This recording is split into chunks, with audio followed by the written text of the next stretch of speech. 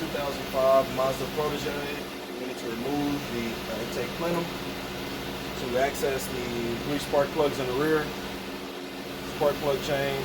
We have to do the intake plenum gasket while we have the intake plenum off. So nevertheless, let's just jump into it and let's get started. First things first, 3 bolts. There's 1. There's 2. Focus. And there's 3. Needs to remove this cover. Alright, after removing the cover, but before we talk about that, you have to take off the PCV valve hose, and then also the oil filler cap needs to be removed in order to take that lid off the cover. And then once the cover's off, you'll be able to access the first 3 spark plugs. This is the easiest part about this job before removing the intake plenum. Let's get back. I like taking vacuum cleaner, cleaning out these gullies, keeping from any trash or anything going down into the cylinder.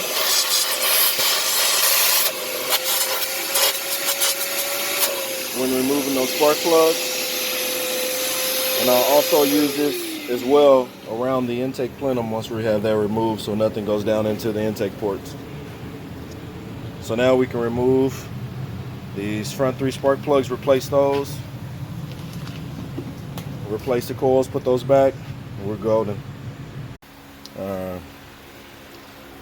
So to return the spark plugs home, what I like doing is like using a piece of hose and putting the spark plug on the end of that, so that way you're not cross-threading when inserting the spark plug back into the hole. And I have great success doing this. Of course, when the spark plug stops, you can actually take it off and remove it, and there it is, sits in right in. Also, make sure to check the gap on the spark plugs, even though they are preset. Still double check. Moving the air breather box, tube, mass airflow disconnector, taking off the bolts for the EGR bracket, and keep going. Alright, so with the intake plenum off, of course, vacuum handy, clean off all that debris and trash. So we start removing things.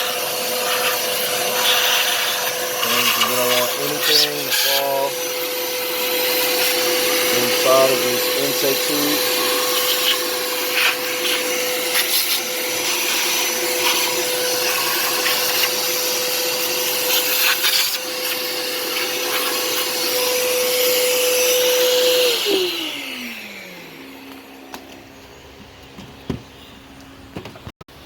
Alright, all 6 spark plugs have been replaced. As you can see, all 6 coils look like they've been touched on. Like what I like saying, hey, all look like they've been touched on. Had to clean off the intake pedestals for the intake runners. Also, the new gaskets is inside of the new plenum. And back together we go. Alright, sorry I got sidetracked with the video. Had another customer come by. Had to service his vehicle. Intake plenum removal, you've seen it to the point of when it was off the vehicle. So if you guys have any questions or concerns about how it comes apart or how it goes back together, or sorry about no detail, hit me up in the comments below. Do my best to get back with you guys on the comments and questions or concerns you guys have. Car's been driven, feels good, runs good, no misses, no check engine light, so we get it back to the customer here. Once again, appreciate you guys watching.